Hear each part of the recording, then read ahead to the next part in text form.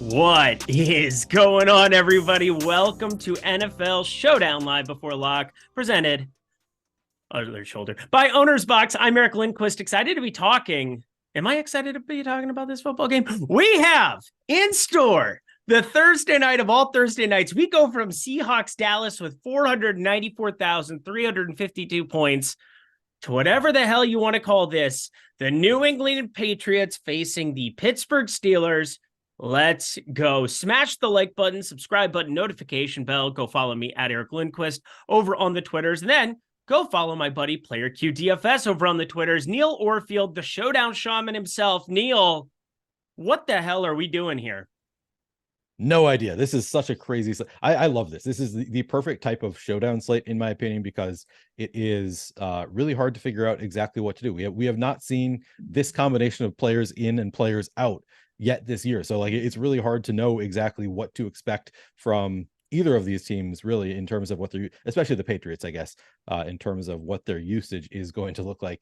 It's a fun one, though. I kind of love these 4 showdown slates. The lineups where you're using the entire salary cap don't really differ all that much in projection from lineups where you're leaving like 1,500 on the table. I love this kind of showdown slate because still casual players are going to gravitate toward using their entire salary cap. Really easy to get different and still make lineups that make a lot of sense.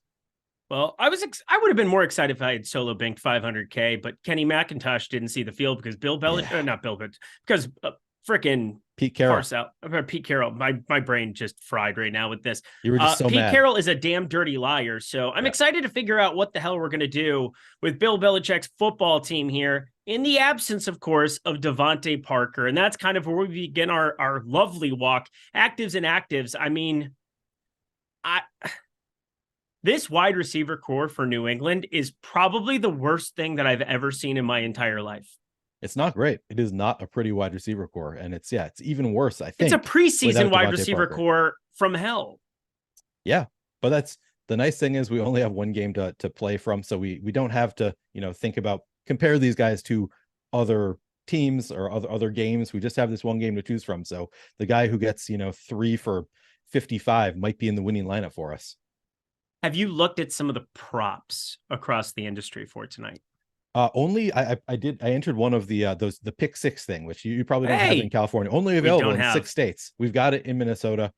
So I played that. I had a $50. They gave me a $50 like free to try it out yesterday, and then of course I get the $50 and it's another entry into pick 6. So I did another pick 6 entry tonight. So I have some idea of the prop lines tonight just based on that.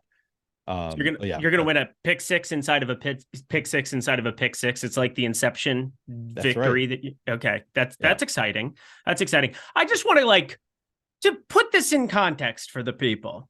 This is the lowest total we said since 1980. What? I don't know the actual year, but yeah, long time. Now we've had 30 and 31 preseason games in the Hall of Fame game, disastrous, ridiculous stuff such as that, but I truly can't remember seeing an offense that's set up to fail quite like what we have with New England tonight, which leads us into a lot of interesting discussion here for tonight. But as I said before, smash that like button, subscribe button, notification bell. We're happy to be here. Hey, it's still football. We're still going to try to make you some money. I'm not going to watch a damn second of this football game, but hey, we can make some money in the process, and you can also get some free tools in the process if you finish in the top 3 here. And any contest with over 5,000 contestants here today. That is at Stokastic HOF. Yes, we start off with the Stokastic Hall of Fame. Really cool stuff. You simply go to stokastic.com/avatar. You download the avatar. You finish in the top 3 of any of these contests that have 5,000 or more entries. Be fun. Would have been really, really fun last week to be able to convert that into $15, but no. We're all out of apple fritters. That was a Weird Al joke for the people who really know. But we are looking at this. Tweet your wins at Stokastic HOF. Win a free month of the Stokastic package of your choosing. I recommend the Stokastic Max plan because that is everything you could possibly want. $200 value just by doing really, really well in a tournament. So get that badge. Looks good on you. Get to the top of tournaments, my friends. But that does it here for the read at the top. Shall we dig in to the quarterbacks? I am just going to throw up. It's not pretty. It is not pretty at all with the quarterbacks. I said in my Twitter thread today, I'm pretty sure this Zappy projection is the lowest I've ever seen on a quarterback. Yes. Oh, it's above 10 now. So it did reach double digits. It was below 10 fantasy points a couple hours, but it was 9 point something. It's up to 10.1 fantasy points for Bailey Zappe. That is incredible. And Mitch Trubisky only 2 fantasy points better in terms of projection. Yeah, it is ugly. Neither of these guys runs at all. Mitch Trubisky, I know he used to, like 3-4 years ago, he was a bit of a runner, but last year he started like 5 games and had like 38 rushing yards total. I think he probably still has it somewhere in his back pocket. He's 29 years old, so getting up there in age, but he's not like super old. So maybe he still has the ability to break off a run. But I'm not really counting on it from Mitch Trubisky. Definitely not counting on it from Bailey Zappe. So I'm still going to play these guys. They still are quarterbacks on a 1-game slate. I might even make some lineups where I'm building for like they are going to score 3 touchdowns each, and it's going to be, an aerial attack. I might build some lineups like that, even though it is fairly unlikely, as you can tell by the total. It's just a way to, I don't think a lot of people are going to build for those I think everybody wants to do like kickers and defenses and Zeke and all that. And I think that I might do a few aerial attack lineups with these quarterbacks, despite how ugly it is. But yeah, the projections don't really give me a lot of confidence. As usual, if I'm playing either of these guys in the captain spot, I want to have multiple pass catchers paired with them in the flex. If I'm playing them in the flex, I want to have at least 1 pass catcher with them. That seems like a good way to go about it. It's well, we're rerunning stuff because obviously the Devontae Parker news is pretty gigantic. It changes the complexion of the slate. He was a guy that was finishing at the top 9.7% of the time, but now it is going to turn into a lot of these running backs. And oh my God, everybody's saying jam running backs. I know we know Parker is out. We are very aware. So Parker being out is going to change that for me slightly, but from a quarterback situation here, Bailey Zappe's 9K. I gotta think that we're going to see a little bit of rushing equity. I mean, last week, 4 attempts, 16 yards. You go back to last season, I guess there wasn't a whole hell of a lot. I mean, this is just awful. And you're getting a Pittsburgh defense that's going to be crazy owned on the other side. And, we've got him at 35%. That generally means, based on what we saw with Dallas last week, expect even higher. So that'll be an enjoyable experience for everybody involved. I think Bailey Zappe is going to be somebody that I'm probably overweight to in my 40 lineups. It doesn't feel good, but I think it's probably where I'm going to end up. And Mitchell Trubisky, as you said, no rushing equity, but I think we at least feel better about his pass catchers and kind of playing him up in a captain spot and maybe having that be something that pans out for you. Are you captaining either of these guys in any kind of noticeable quantity? I think I probably will. I always end up over captaining quarterbacks a little bit, to be honest. And on this slate where, we got Bailey Zappe at 4% ownership, it doesn't look great. We have him optimal 4% of the time as well. So he's totally neutral at 4% ownership. Doesn't work out all that often. I still think I'm probably going to come over that number on Bailey Zappe in the captain spot just to get, I think it's going to be a unique build to have Bailey Zappe with multiple pass catchers in the flex. Could be wrong there, but we're anticipating it being a unique build. So I do think I will have both of these quarterbacks in the captain spot. Trubisky, the tools actually like him in the captain spot. We've got him at 9% ownership, 11% chance of being optimal in the captain spot. So probably he is the better captain play. I'll probably play a bit of both of them. But Trubisky definitely stands out as a player who we actually have positive leverage on in the captain spot. Yeah, I don't know what else needs to be said here about the quarterbacks. I don't expect either of them to succeed. Neither do the projections, but a 30 total, if you're trying to get different and not have the defenses, not have, nearly as much of the Chris Boswell side of things, not have, it's just going to be probably getting to a little bit more of the quarterbacks than what I'm comfortable with. Probably going to be more flex for me, but yeah, it's one lineup. Who do you captain? Mitchell Trubisky or Bailey Zappe? Trubisky. I would just, if I'm just playing one lineup, Yeah. I'm going to trust the tools and trust the positive leverage Yep. we have on Trubisky. Yep, I'm with you there. Anything else at quarterback? Because that was pretty quick. Well, you brought it up before the show. Are we going to see Malik Cunningham play any wide receiver here? I'm serious. I'm serious. It's a valid question. There are multiple paths to Malik Cunningham getting there. One of them being Bailey Zappe being benched because Bailey Zappe is not great. And I kind of think Bill Belichick has a short leash at this point with his quarterbacks. So I think if we see a couple interceptions in the first half, like Bailey Zappe probably would be benched. So there's that out for Malik Cunningham. There is somebody, a friend of mine on Twitter, has pointed out that apparently they were saying before the last game that Malik Cunningham may have some of his own packages. So maybe he could just get involved in the game regardless, theoretically. And then, he also, like, as you said, he has played wide receiver in the past, so he does have multiple outs to get there. It is still like a play that's going to work out one out of every 30 games, like sims of this slate. Maybe Malik Cunningham gets enough run where he is a viable option. I still he is a viable option who is going to get 0 fantasy points for you a majority of the time. Like over 50% of the time, you're getting 0 fantasy points from a $6,000 Malik Cunningham. He is, I would say, only a very large field GPP play that wouldn't make it into my first 10 lineups, is my read on Malik Cunningham. Once I'm playing 40 lineups, 50 lineups, then maybe I start thinking about playing a little bit of Malik Cunningham in my lineups. Or do you have more interest than I do there?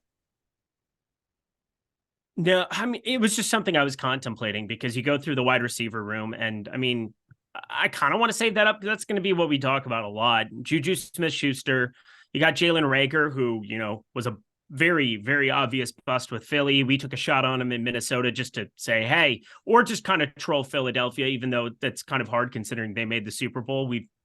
I've never seen a Super Bowl in my lifetime, nor have you probably. No. And then we've got frickin' Tyquan Thornton, Ty Montgomery. I think Malik Cunningham has to be number 5. I mean, I'm looking at the roster, and there's a potential, I think, that he could play wide receiver tonight. I think that's totally fair. If you want to take your shots there, I think it's unlikely. He's more likely not going to do much, but yeah, he's certainly. Yeah, and he's $6K, which is the annoying part. It's just that's the thing. It's like, it's not like the $2,000, gets it done with one play. But this is also like, this is a slate where we adjust our expectations in terms of like our to throw it back to Matt Savoca.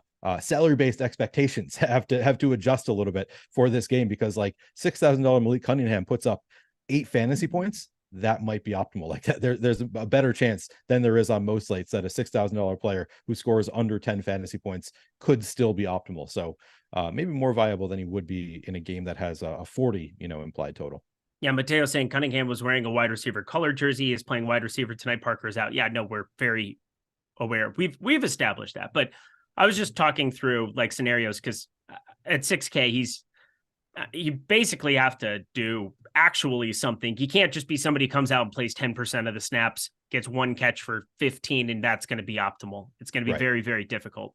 Exactly. Yeah, you still need him probably to score a touchdown or to play an actual real amount, have at least a splash play or two. All right. Well, let's continue ourselves onto the running back position here. And I don't have to do any read, because we are going to just jump right into it. And this is, well, gross. It's 2023, December 7th, in fact, end of the year. Ezekiel Elliott, I didn't even know if he was going to be in the NFL until, for whatever godforsaken reason, Bill Belichick sits down at dinner and says, we want you, Zeke, to be our backup running back and just deplete Ramondre Stevenson's value. And, well, that won't happen today, because Ramondre Stevenson, he won't be playing football. It is all about Zeke. He is the guy in our projections, and just about everybody's projections, who is grading out as the top percentage scorer out of the whole game. You look at the rest of the running back room here for New England, and I find it very, very unlikely that we're going to see a whole lot of running back from anybody else, maybe some Ty Montgomery in our lives, but Ezekiel Elliott, the hell do we do with this play tonight? I mean, he's a top projected play on the slate by more than 2 fantasy points. So factor that in when you're making a lineup. Zeke projects extremely well for us.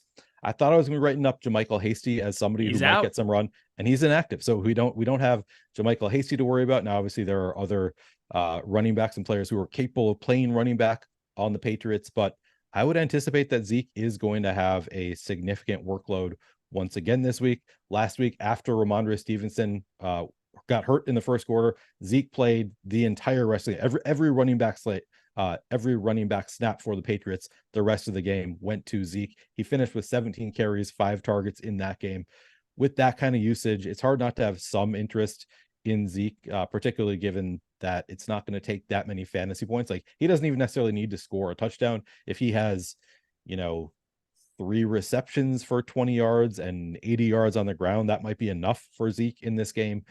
He looks great. We have positive leverage on him in the flex, a little bit of negative leverage at captain. We've got him at 17% captain ownership, 15% optimal, and we're going to be continuing to update these tools before lock. But currently 17% captain ownership, 15% optimal, 49% util ownership, 57% optimal for Zeke. He has the highest optimal odds of any player on the slate, as far as I can tell. Yeah, looks pretty clearly there. So yeah, Zeke is an obviously great play.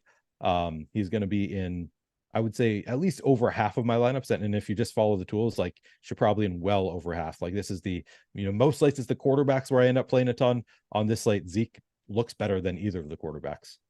Yeah, I think he does. It's disturbing, but like, what do you expect? I mean, people are saying Kevin Harris in the chat here, Ty Montgomery. With the Hasty out, I mean, what are you looking at the workload being for Zeke relative to the other two pieces? Yeah, I think Zeke is going to get most of the work. Like, I think he's the pretty clear RB1, as we saw. Like, they played him every running back snap for over 3/4 in the last game. So I would think that they are pretty comfortable just having Zeke as the bell cow here. And now the fact that JaMychal Hasty is inactive is really interesting for me. I thought that they would at least activate him for this game, potentially use him. Yeah, Zeke, like, by far the most interesting running back for the Patriots. Or I shouldn't say the most interesting, because I think that there are other options that are interesting. But he's the clearly likeliest to hit. He's going to be in the most lineups. Also going to get a ton of ownership. So, you have to keep in mind, you're not going to be getting unique with Zeke. If you want to get unique, kind of interested in Ty Montgomery here. He was active in that last game. So, and they didn't use him at running back at all in that game. But you have to think, with JaMychal Hasty out, like, maybe they're comfortable. Maybe they used him a little bit more at running back in practice throughout the week. So maybe they're more comfortable giving Ty Montgomery some of those running back snaps that he has gotten in past years. So I do think that he is fairly interesting at 2,600, both because he could be the RB2. He could also be the wide receiver 3 for the Patriots here. So, I think that there are multiple paths for Ty Montgomery to get there as the kind of Swiss Army knife kind of player for the Patriots. So he's interesting. And then also, maybe it's just Kevin Harris. Maybe Kevin Harris is the RB2. Obviously doesn't have as many ways to get there as Ty Montgomery, but he's also only 200. I think he has some standalone value just in case they don't want to give Zeke a full-on, like, bell cow role. And then he obviously has contingent value. But both Ty Montgomery and Kevin Harris, I think, have some contingent value in case Zeke does get hurt. Yeah, I like Ty Montgomery the most, mainly because I do think there's a path to him playing some wide receiver tonight. I think it's much clearer that it's him as opposed to Malik Cunningham, probably in that wide receiver 3, wide receiver 4 spot. I'm sure Jalen Reagor is going to be running wind sprints like he normally does. I'm sure Juju Smith-Schuster is going to be just choking down dust, like, because he's dusty AF. Oh, I forgot you were the big Juju guy for the Chiefs for a while. No, I wasn't. I was anti-Juju. Hard. I was MVS. I was disgusting. Oh, you were MVS. Okay. I was MVS. Bad. Yeah, no, equally as fucked. That's for sure. Anywho, that does it for the running backs that, again, pretty easy to go through and work on this. For being such a disgusting slate, it's mainly because, like, I'm going to play some Ty Montgomery, some shares of some Kevin Harris as well. I mean, Kevin Harris is probably my favorite $200 player for what it's worth. Yeah, let me see. He might be for me as well. It's like between him and Miles Boykin. Yeah, maybe Darnell Washington, Connor Hayward. Yeah, Darnell Washington. I'd say those are, like, in the conversation with him. But yeah, at this point, like, Kevin Harris probably has the best contingent value of anybody. Like, even if Pat Freiermuth goes down, do we expect Connor Hayward or Darnell Washington to have, like, a significant role? Maybe. Whereas Kevin Harris would be, right away would become really, I think, although it could still be Ty Montgomery. That's the thing. Like, that's what's difficult about this slate, is there are so many, like, things that could happen. And we still, like, if Zeke goes down, we still don't know who's going to get those backup running back carries for the Patriots. It is a tough slate and also a fun slate in that way. I'm having a tough time figuring out what I want to do with Kevin Harris, but we'll get to that here in a second. We'll go to the lineup generator, Jordan Klein. That'll be very exciting. But first, we're going to head over to our sponsor. Well, no, we got running back on the Pittsburgh side. That's what we're going to do. This is pretty clear cut. Najee Harris, Jaylen Warren. They've been playing very similar snap allotments here for multiple weeks. It's so nice. Isn't it so nice to have them off of a main slate for once in our lives?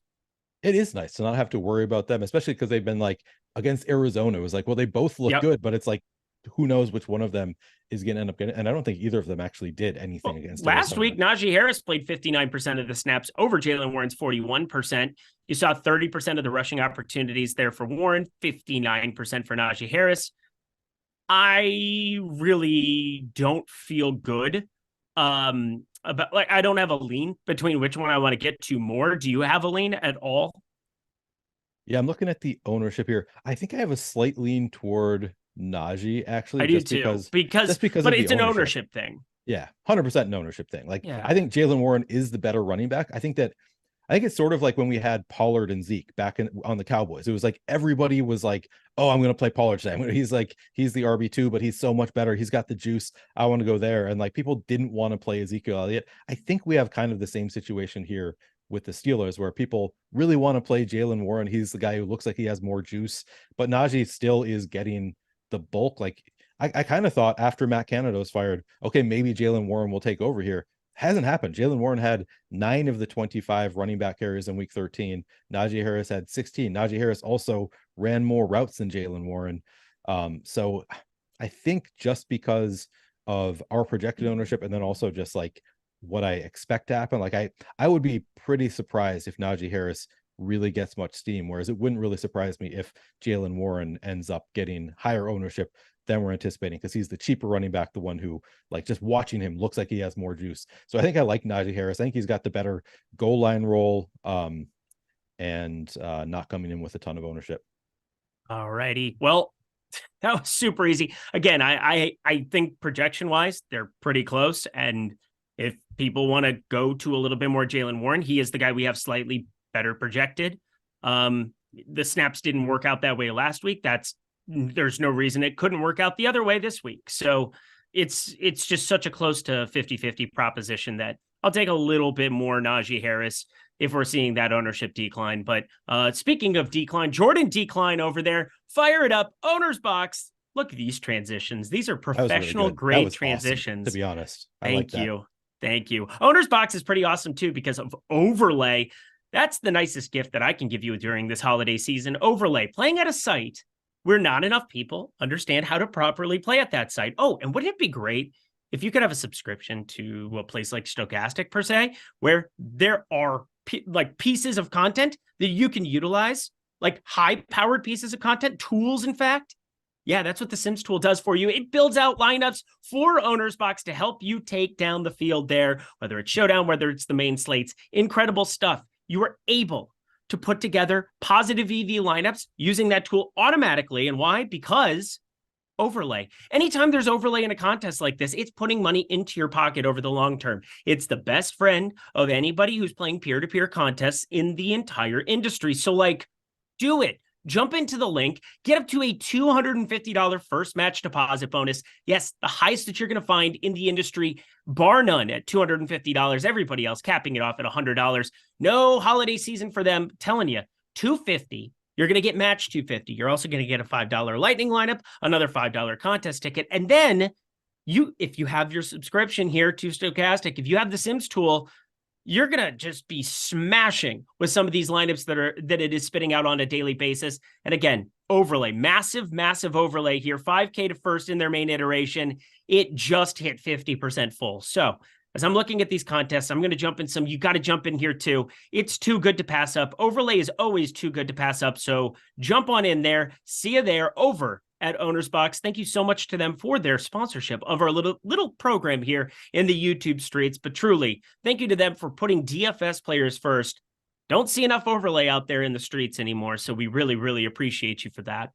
Alrighty, y'all. We continue on our merry way. Let's pull up the Sims tool here as we go to wide receiver, because I don't even know how to begin talking about the New England wide receiver core. I know Juju Smith-Schuster should be the highest projected. I know we're going to see Tyquan Thornton on the field a lot. And then Jalen Reagor, I mean, just by name recognition, the absolute failure that he was in Philadelphia and then Minnesota, where he was basically a glorified punt returner, he'll be on the field more than he probably should be. Then you're running into Ty Montgomery, Malik Cunningham, I think, playing snaps in some accordance there. But let's just start with Juju Smith-Schuster, 3,800. The highest wide receiver price on a football team today Is 3,800 with Juju? How much are you planning on getting to according to the tools? A lot. He looks fantastic in the tools. And for those of you who have access to tools, we just got an update within the past few minutes. Juju Smith-Schuster now we have at 4.5% captain ownership, 6% optimal, 30% util ownership, 36% optimal, positive leverage in both spots. We saw him last week. He only got 3 targets, but his route participation was elite last week. I want to say 87%. I wrote this somewhere, 87.9% last week. So he was out there. He was running his routes, only saw 3 targets. But of course, against his old team, the Steelers, they're going to target him 20 times, right? You got to factor that in. No, but regardless of any kind of narrative, $3,800 Juju Smith-Schuster as the wide receiver 1. He looks good. I'm going to have a lot of Juju. I'm going to have, if the field really does come in where we have him projected right now, which is like under 35% total ownership, I'm going to be pretty well above the field. I think it might, my guess would be that it comes in over that. And maybe in our next Sims run, we'll get even more of Juju. Maybe not. People might be just sick of Juju at this point. So maybe this is an accurate number, but yeah, I definitely have a lot of interest in Juju, both at captain and in the flex. Yeah, it's going to be very difficult for me to get away from playing some Juju Smith-Schuster, which is not something I planned on saying at all this year. Pretty noted stand saying that he wasn't going to be good in Kansas City, and now he's just not good in New England either. It's not going to change. And yet, I just don't know what else you do with the football. I mean, it's going to be some Hunter Henry in my life as well at the tight end position. I think that he is a candidate to see a massive amount of volume. In fact, he's the highest projected, like the second in terms of projection pass catchers here for the New England Patriots. And it completely makes sense to me. But I think Juju Smith-Schuster at 3,800, somebody that I'm definitely going to be overweight to. And I just hate it. I hate it so much. But you look at a guy like Tyquan Thornton and you know, he's been treading water a little bit this season. He does not inspire good feelings whatsoever. And as you look at the snaps here, you're going to see some type of a step up for him here. I mean, he went from 38 to 82%, yet only saw a 4% target share last week. I can't imagine that it's going to be 4% this week, but I mean, what are we going to do with Tyquan Thornton? Because again, he is not good at football.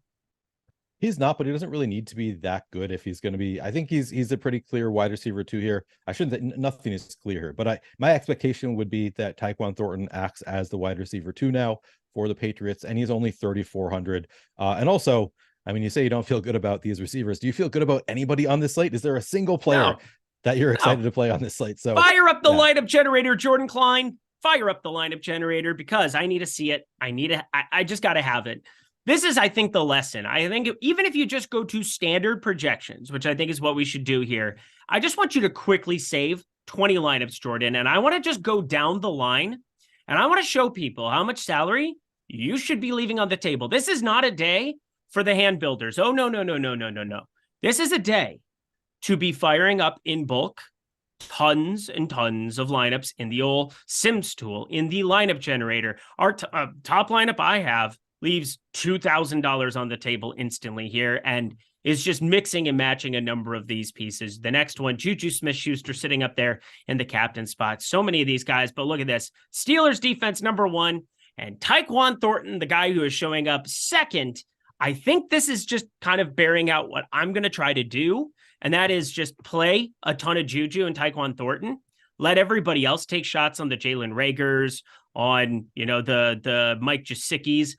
I think I'm really going to be overweight to these 3 core New England guys and hope that they just have normal days, like just a normal hit your projection of 6, hit 8, hit 12, you know, or something of that nature, like Zeke. Like, I think just being overweight to the good plays here and not getting too thin at wide receiver at New England is the way that I want to play this. I'm not sure how you feel about that. I don't think I'm entirely with you. I think Okay. that is a totally fine approach. I'm not confident enough in like who the good plays are for me to take that approach like that. It's just because I think this is a slate where I wouldn't be shocked to see Jalen Reagor like get actual run here, even though, yeah, we don't think he's any good. Mike Gesicki, I think probably, so I think my expectation is obviously Juju and Tyquan, the wide receivers 1 and 2. After that, it gets, and Hunter Henry, clearly the other of the top 3 guys who are fairly projectable. You can count on them being on the field a good amount. I think there's a pretty good chance that Gesicki actually comes in and acts as the wide receiver 3. Like he has, he's kind of a tight end wide receiver hybrid. Maybe this is his chance to show off his wide receiver skills. We don't have him projected that much better than Pharaoh Brown, so I'm sort of projecting something that we are not projecting on the site there, and I have no confidence. I'm just saying that it's within the range of outcomes, that it could be Gesicki, it could be Jalen Reagor. So I'm not going to throw these guys out completely. I'm playing 31 lineups, it looks like, tonight. So I will have some of Jalen Reagor, Mike Gesicki. I probably wouldn't in my first 5 lineups. So I guess if I'm playing just 5 lineups, I agree with you. Like, don't get cute, just play Juju, Taekwon, and Hunter Henry. But even in just 31 lineups, I'm going to get to a little bit of, I think, Gesicki and Jalen Reagor. No, I think it's a good conversation to have, my guy. I love when we can kind of have differing sides of opinion, but I'm looking at the data here, and it just feels as though getting to a ton of Steelers. I mean, that's the other thing that the lineup generator bore out was, I'm looking at Trubisky, Steelers, Warren, Fireman, Deontay Johnson. Those are the 5 Pittsburgh Steelers, 5 of the top 6 that we got to before we got to even the QB there, Bailey Zappi from the New England side. So it's gonna be gross. It's gonna be awful. It's gonna be terrible, and we're gonna enjoy every single second of it. Actually, I'm gonna enjoy not watching this game, but let's go to the wide receiver side here for Pittsburgh. George Pickens, Deontay Johnson. Pick your fighter. Yeah, it's really interesting. I still think that Deontay Johnson is like always going to be the better projected play and also cheaper. And that's what we have here. Deontay Johnson just has the better target share when he's on the field. He's missed some games this year, but he has had the higher target share when he's on the field, and he's cheaper than George Pickens. Now, we've seen George Pickens just make some crazy good plays this year. So maybe if you still want to go to George Pickens, he projects well enough on the slate that you can certainly go there. But yeah, Deontay Johnson would be my preference if I could only play one. George Pickens looks good, also one of the better projected plays on the slate. And then to me, it's Allen Robinson, pretty clearly the wide receiver 3, 60% route participation in the last game. He runs in the slot. Pickens and Deontay Johnson don't really play much in the slot. So I think Allen Robinson's role is, pretty guaranteed. It's unlikely to go away. So I'd say he like Allen Robinson is more likely to see a lot of run than any of, the Jalen Reagors of the world. So yeah, he looks good also. He can play all 3 of those with confidence, as much as you can find confidence in any plays on the slate. And then Calvin Austin, he's out there enough at 2,400 that he would be in my MME player pool. But in my 31 lineups, I'm not going to get to any Calvin Austin or Miles Boykin. It'll just be Pickens, Deontay, and Allen Robinson for me. Okay. I am looking at a lineup that leaves $15,900 on the table, and it's going in the pool. Okay. 15,900. 15,900. This is a Jaguar loose slate. The guy who played all the kickers and defenses, left like 20,000 on the table and won, I believe, $1 million. Yeah, that was good times for him. That was one of the sillier lineups. Wasn't that the Alec Pierce slate? Yes, I think you're right. I think it was not even the optimal lineup that he played. It was just nobody else left 20,000 on the table. So like you didn't even really need to have the optimal lineup. You were different enough just playing all the kickers and defenses. Jay Stamp said, just got my Stokastic membership. Yes, love to see it. Nice. Things you absolutely love to see. I would also love to see if you guys could just take 2 seconds and smash the like button for Neil, for myself, covering perhaps the ugliest football game that there's ever been and that there ever will be. I mean, there's a lot of things we could have been doing with an hour of our time, but we are here with you, hopefully giving you good information, good data here off of Stokastic and giving you, well, a show. We're giving you a show. That's for sure. Let's go to, well, I'm not going to play Calvin Austin, Miles Boykin. I don't think that I can stomach that on this slate specifically. So I probably just talk Calvin Austin into one deep shot, and that's all she wrote. Yeah, probably. I said the same thing. I'm not playing them in my 31. I would if I were MME in this slate. Those are both guys who would make it into my MME portfolio, but they're unlikely to hit. We got Rashid Grant, Liz Heslip. Love seeing the badges, all good things. And again, thank you so much for everybody smashing that like button. Really, really good stuff. Had a question in the chat, and we have plenty of time, so I might as well throw out a couple of questions here or there. Najee Harrison Warren, you have no problem putting him in the same lineup if you're building out just one lineup, right? Absolutely not. Yeah, that is totally viable. 2 of the few players on the slate with like guaranteed workloads. I'm right there with you. Pretty simple to see there. Somebody said Jasicki optimal day. I don't hate that call. I mean, we saw him in Miami have some success. We saw him more involved than Durham Smythe, though. Smythe me, mighty Smither, but it is what it is. Yeah, totally in play here. He could be the wide receiver 3. He could also barely see the field. Yeah. Anywho, anything else at wide receiver? I will say it's pretty jarring to see Deontay Johnson 1, 2, 3, 4, 5, 6th in top percentage. As in, you think it should be higher? You'd expect it to be higher? I just logically in my brain, I'm like, oh, Deontay Johnson, he's the number 1 wide receiver on a football team that's a 5-point favorite, and yet he's behind the opposing running back by a mile, his own running back that's in a time committee, Steelers defense, and both quarterbacks before you get to Deontay Johnson at 6.9%. That is the most jarring thing that I saw on the slate is the Steelers defense actually projecting better than Bailey Zappi. Like usually when I'm doing my article, like it's kind of the Mitch cutoff Trubisky. of like, yeah. Oh, is he? Are they better than in top percentage in terms of like showing up optimal? Just in base projection, they were projecting better than Bailey Zappi, and I assume that is still the case. Which, can't say that I've seen that. I don't think ever before. This is usually for me when I'm writing my article. If I'm like doing the like, here are the studs on the slate. If I get down to kickers and defense, like okay, I'm going to cut it off here. I'm not going to include this one. Was like I can't. Like they were like the 4th top projected play on the entire slate, the Steelers defense. So you want to get even creepier with it? Looking at FanDuel today, Ezekiel Elliott 19.1% captain ownership. The Steelers are second at 14.9%.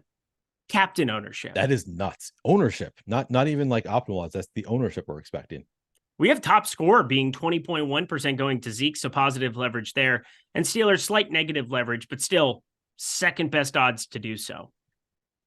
Yeah, it is nuts. Justin says, I'm going to laugh when this game goes crazy and puts up 80 points. I would love that so much. That would be such a fun game if this game goes off for 80, partially just for the lulls, but also like I'm going to build, I think, some lineups that are going to have access to that kind of ceiling. Yeah, always for the lulls. It's one of those games where you could tell me that happened. I wouldn't actually blink an eye at just about anything happening in this one. I would blink an eye if there were more than 45 points scored, though. I think I would actually. It'd be a bit surprising if more than 45 points are scored in this game. Both defenses are, pretty decent also, so that doesn't help. It would be a bit surprising. That doesn't help. Yeah. It could happen. It could happen though. It could happen. That's what it is. Hey, there's $100K up to first in the $3. Somebody's going to have to win some money. It might as well be us. That's the way that I look at it. So it'll be an enjoyable experience for everybody involved, just like our lineup generator, which Jordan Klein pulled up on the screen there earlier. 5,000 lineups in 60 seconds using our Sims tool. Really great stuff that you can do in the Sims tool, but the watered down version of it, not even watered down because it's the same high powered offense that is firing up the Sims tool on a day in, day out basis. Those are the lineups that are being curated, put into your portfolio. The Sims tool is getting rid of some of the fat on the end of the meat, giving you just the prime rib. It's great to see. Yes, the lineup generator, just $14.95 here for a week. So I would be checking that out, not just in the NFL streets, but on a day-to-day basis in the NBA streets. Pretty awesome product, that's for sure. It gets updated nonstop. Got updated here as we were on the show. Great job by our data team doing everything here, getting the rerun with Devontae Parker out, getting it out there quickly for you. Hopefully you're firing up some lineups there, but if you haven't yet, check out the lineup generator. Think you'll really, really enjoy what it has to offer. The base package being 500 lineups that you're able to build out. You can export up to 20 of them at a time. And then the max package, you can do 5,000 lineups with unlimited exports. So check out the Sims package as well. We've talked about that nonstop because it's the most powerful tool in the DFS industry right now. Sims, there's a reason everybody's talking about it, but they're all trying to emulate what we did and they're not doing a great job yet. So really love what we've done as a product or with our product team and just having this available to you. So check out the Sims tool. Check out though, our lineup generator, amazing stuff here at stokastic.com. Yeah, sign up at the link below. Y'all, we're heading to tight end here, and Hunter Henry, he is the guy that I'm probably the most overweight to relative to his ownership. We've got 4.3% top percentage scored, so that is what it is. But 4.5% captain optimal ownership, just 3.7% captain ownership. In the flex, ever so slight leverage. I love getting to him today. I think he's going to come in underutilized relative to some of these other pieces. Those hand builders, they exist. They walk amongst us. They're going to be playing the Pickenses, the Deontay Johnsons, jamming tons of these guys, leaving not leaving enough salary on the table in some of those spots. But I just love Hunter Henry today. How about you? Yeah, Hunter Henry looks great. He's going to be getting usage. He's one of the few players who has a pretty guaranteed role here. Nice matchup with Steelers defense that's given up the sixth most schedule adjusted fantasy points per game to tight ends over the past 5 weeks. So recently they've been giving it up to tight ends a little bit. Also second on the Patriots with 4 targets in week 13. That's promising. Ran routes on 2/3 of dropbacks. That's promising. So hard not to have interest in Hunter Henry. Just one of the more one of the players you can kind of count on having a pretty decent role here for the Patriots. Doesn't necessarily mean he's going to hit, but he should at least be involved for the Patriots here. One of the players I'm more confident in tonight. Yep, I'm very, very confident in him. And then you've got Mike Gesicki. I love the take that you had on him as well. Got to at least throw Pharaoh Brown out there.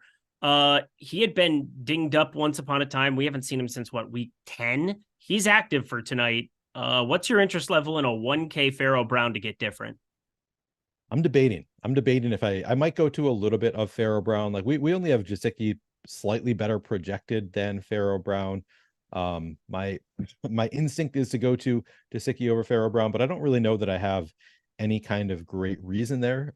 We have 5% ownership going to Pharaoh Brown. He's definitely in play. I don't know if I'm going to have any in my 30 lineups. He's somebody that I may end up with a couple of shares. It is a little bit tough to expect much from Pharaoh Brown. Actually, let me just look at last week for the Patriots. How much did he actually play? Yeah, Hunter Henry last week played ran routes on. Sorry, not Hunter Henry. I want to look at Gesicki. Pharaoh Brown I was like, man, that's a big difference. Pharaoh Brown ran routes on 6 plays, so 18% route participation. He was actually ahead of Gesicki last week. Gesicki only ran routes on 4. So maybe I need to flip this in my head. Maybe it is Pharaoh Brown ahead of Gesicki. My assumption is, I'm more inclined to go to Gesicki because I think of him as being more of a wide receiver. Maybe I just don't know enough about Pharaoh Brown, to be honest. I don't know much about the player. So maybe he is capable of playing more like a wide receiver also. That's fair. I mean, Pharaoh Brown, Mike Gesicki, I think you're kind of flipping coins with either of them, to be honest. I mean, yeah. I think you're doing the same thing with some of the, I doubt the Malik Cunningham thing. I didn't end up playing Malik Cunningham for anybody who cares. I know we're 17 minutes away from lock, but was entertaining it. Not going to do it. And then, 18% of snaps in week 13 for Pharaoh Brown, 12% for Mike Gesicki. Obviously, this is a change in personnel with no Demario Douglas. And now, again, no Devontae Parker. I mean, they are just so diluted there, where if they went to more 12, tried to have some dump offs, did things of that nature, it wouldn't surprise me. I just don't have a lean between Gesicki and Brown, who it's going to be. I don't have a ton of either of them right now. That's where Hunter Henry is kind of just really standing out for me. I have unlimited salary to rotate around, and I'm still leaving gobs and gobs of salary on the table. So I'm probably just going to be steering away from some of them. Of course, now I'm talking first touchdown scorer Mike Gesicki into being a thing, but I'll have to live with myself. I'll also live with myself being overweight to Pat Freiermuth here. This is one of the better, I think, contrarian captain plays here on today's slate. Not crazy contrarian by any means. It's like everybody just saw it 2 weeks ago where he went completely ballistic. But we've got him down with just a 3.5% captain ownership, 2.7% captain optimal percentage. So he's got a little bit of negative leverage there. But I'm kind of willing to embrace it here at 7,400 and a 30 total. How about you? Yeah, he's one of those like classic. He's like so bad it might be good on a Showdown slate kind of plays where like he doesn't like he projects really poorly point per dollar, but also because this is the kind of slate where like maybe there's going to be 2 touchdowns scored, like even at his price tag, even though he is clearly too expensive for his role at 7,400, he does not project well at all for a $7,400 player. Like, as you said, just 2 weeks ago, we saw Freiermuth go completely off. He has those games in his bucket. So it's possible for Pat Freiermuth to have 6 receptions for 80 yards and a touchdown and completely break the entire slate. There are players that I'm comfortable fading because of their price tag sometimes. I don't know that I'm there with Pat Fryer. I don't think I'm comfortable fading him because, again, like there just might not be that many points scored in this game. Maybe PPR, like he maybe just gets it done based on receptions, and then if he scores a touchdown, like you're probably going to want him even at 7,400. So I do have interest in Pat Fryer. I'm not going crazy there.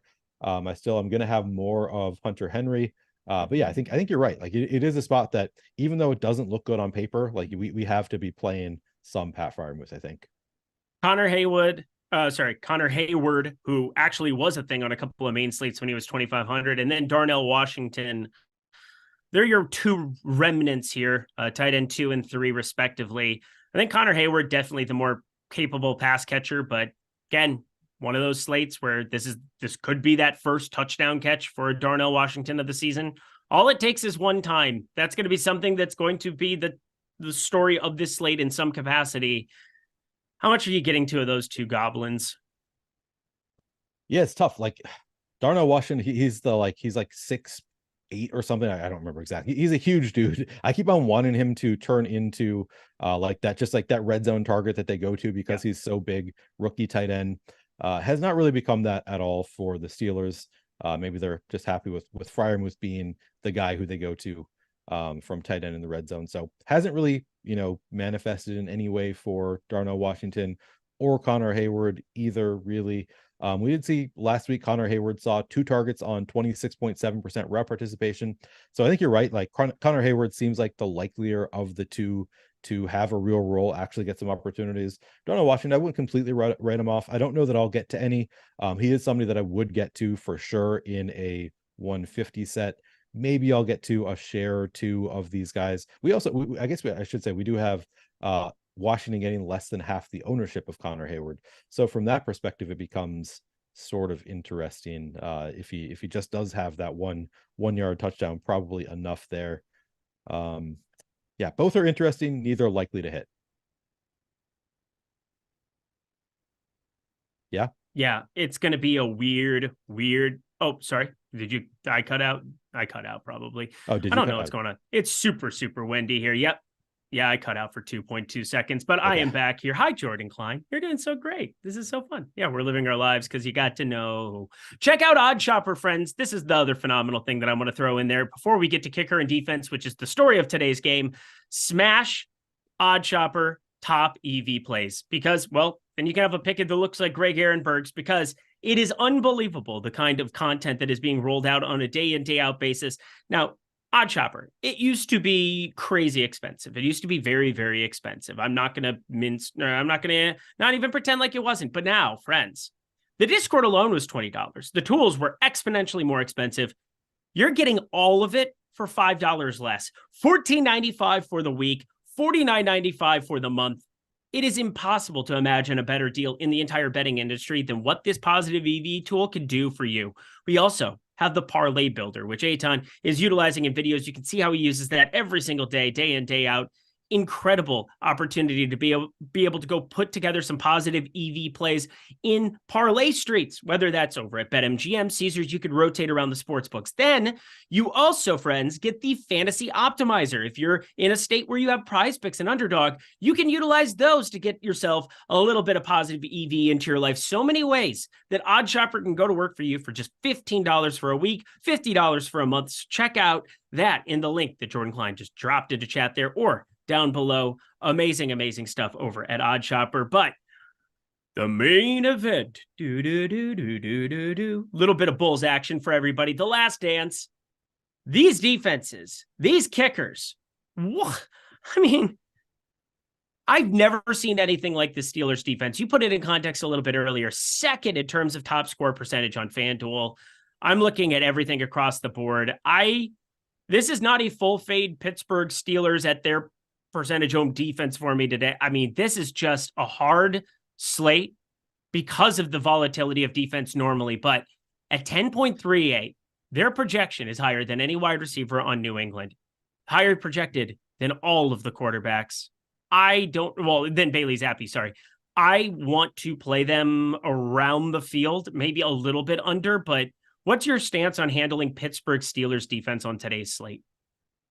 So this is a good place to look at the tools. My inclination and what I think I'm doing, yeah, I'm wrong. What I'm doing is not what the tools are telling me to do, because my inclination is to get under the field on the Steelers when they're getting crazy high ownership at 6,600.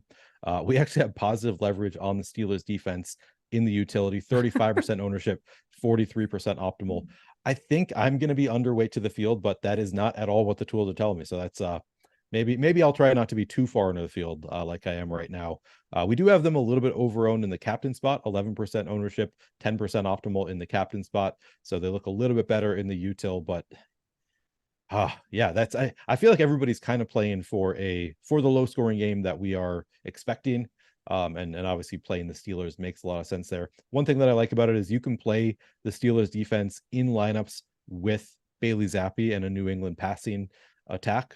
So I kind of like that type of lineup as a way to, get a little bit unique even while playing a chalky Steelers defense. Yeah, but they look great. As I said, I don't think I've ever seen a defense project as well as the Steelers project today. I actually boosted down their projection because otherwise I was going to get them in every single lineup just about. Yeah, they look great. What are you doing with the Steelers defense? Just playing them like 40%. I don't know what to do. It feels like kind of a guess spot. We have them projected right now for 36.7% utility ownership. We've got them for captain ownership at 10.6%. So what, 46.7? I'm just a little bit underweight. Let me see if I have any Steelers defense in the captain. I actually forgot to check that here. I have 2 shares of them in the captain out of 40 lineups. So I don't think that I'm going to be that worried about it here. I mean, 5% of my lineup allocation going to the Steelers defense and the captain.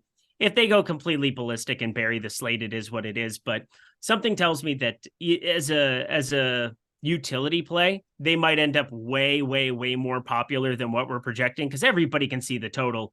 It says 30. That's not good. It wouldn't even surprise me to see them get steam in the captain spot. Like we've seen that with some defenses in games like this in the past. So wouldn't be that shocking for me to see the Steelers end up at like 10% ownership and just look awful as in the captain spot, 10% in the captain spot. They at that point would be, in my opinion, a very bad play. But we aren't projecting them to be quite so high. What do we have them at? Oh, never mind. We have them at 11%. So we have them a little bit over-owned in the captain spot. I currently don't have any shares of the Steelers defense at captain. I have them in the util instead. Still, we do have them optimal in the captain spot 10% of the time. So only slightly over-owned there. That is nuts. Yep, I'm going to take them out right now of those 2 lineups because I just couldn't live with myself. What would Jesse think of me if I were to bink? That is true. With Steelers defense in he would never, ever, ever let me hear the end of it. My life would be over. $600,000 and you're just going to be hurting the rest of your life. Just pain and suffering. Right? Yeah, 300,000. Yeah, 300K, and then the $3 on top of it, just kind of overlapping some and letting it ride. But my dear God, friends, it's going to be a fun one. Round it out with kickers, my friend. Boswell, pretty popular. Any captain kicker for you tonight? Good question. So I'm not playing any of Ryland, which may end up hurting me. Am I playing? Where am I playing? I'm playing 9.7% Boswell captain. My only note there would be if you play Boswell captain, highly recommend leaving some money on the table so you're not going to be playing the same lineups as other people that are funneled to using the whole salary, all the studs. Yeah, the Pats defense is better than the Pittsburgh defense. I don't know if that's true or not. All I know is that I think they've held in their last 3 games, nobody scored more than 10 points against them, and they've lost all 3. Not great. Not great, Bob. Not great. Guys, amazing stuff. Make sure you get your lineups in. 6 minutes to go. Lots of questions to get to here. People are clamoring. Who's your favorite play relative to ownership of the entire slate, Neil? What do we have Ty Montgomery at now? Because he's, to me, just really interesting as a player that it's really hard to project him. Yeah, we don't have Ty Montgomery really getting much ownership. So if he's not going to get much ownership, it could not work out at all in the last game. He didn't really do much even with Zeke out, but I feel like he's got multiple paths to getting there, both as a wide receiver and a running back. And then of course, if Zeke gets hurt, he's great leverage also. So I would say, I don't know, as a very contrarian play, I love Ty Montgomery. As a more likely to hit play at ownership, I think Allen Robinson makes a lot of sense at we have him at sub 10% ownership at 3,000. Really like Allen Robinson. I don't know. Who is your favorite play at ownership? I don't know. Bailey Zappi is actually up there as well. We have him getting very little ownership. I'm looking at my lineups. I have so much Hunter Henry. That's one guy that just kind of keeps showing up for me. Actually, I didn't end up with nearly as much as I thought I did. I have him in 1, 2, 3, 4, 5, 6, 7, 8, 9. No, that's still a lot relative to, nope, there we go. 19, that's better. 45% Hunter Henry. That's going to bury me. So that's enjoyable. Yeah, so I'm double the field on him. I have 0 Steelers captain. They're going to be somehow crazy on. I can't wait to get to the flip here in 3 minutes and 45 seconds, especially it's going to be really interesting in that top tournament. I can't wait to see what their ownership is. I have a feeling it's going to be high, my friend. Yep. I would not be surprised at all if that's the case. Really, I gotta get my lineup. I have 0 lineups in right now. Oh, get your damn lineups in, sir. We can still keep talking as I'm adjusting. And everybody slam that like button. Nuke of the night. That is an NBA specific thing. I apologize. Can't have a nuke of the night in a game with a 30 total. I think that's against the rules. I mean, one team's projected for less than 2 touchdowns. That's not even real. Juju revenge game for Michelle Watson.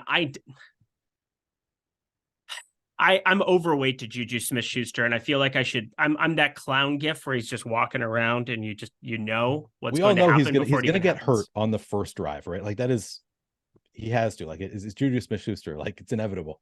We're playing Juju Smith-Schuster. That's what you get when you play Juju Smith-Schuster. I am inevitable. Yeah, there's definitely some of that, and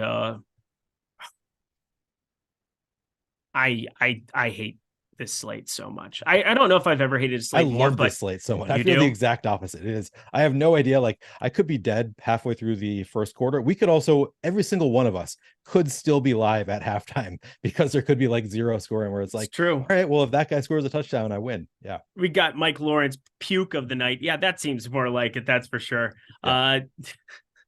Yep, that was some end game that I threw in there for sure. I am inevitable action, but Jordan Klein, thank you so much for being here. And I know you're taking off and you're going to be safe and healthy, doing all the things that you're supposed to be doing, right?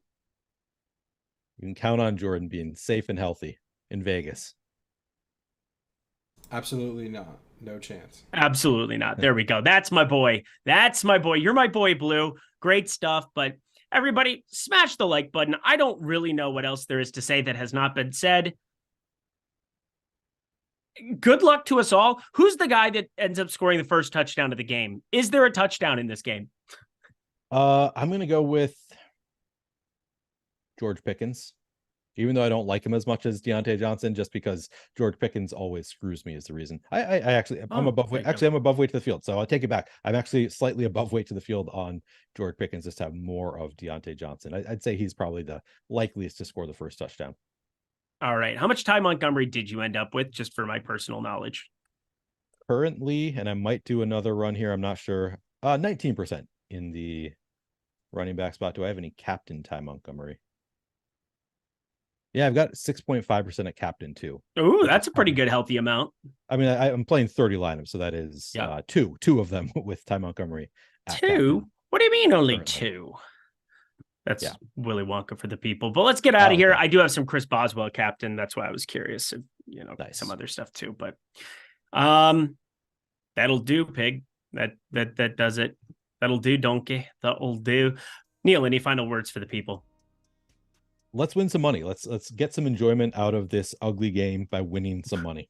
All right, y'all. Thank you to OwnersBox, of course. Check them out in the link. Get set up for that Sunday main slate. It's the best tournament week in, week out. Go follow Neil at PlayerQDFS over on X. I'm Eric. You can follow me at Eric Lindquist over on the Twitters. Enjoy this football at your own risk. We'll see you guys next week.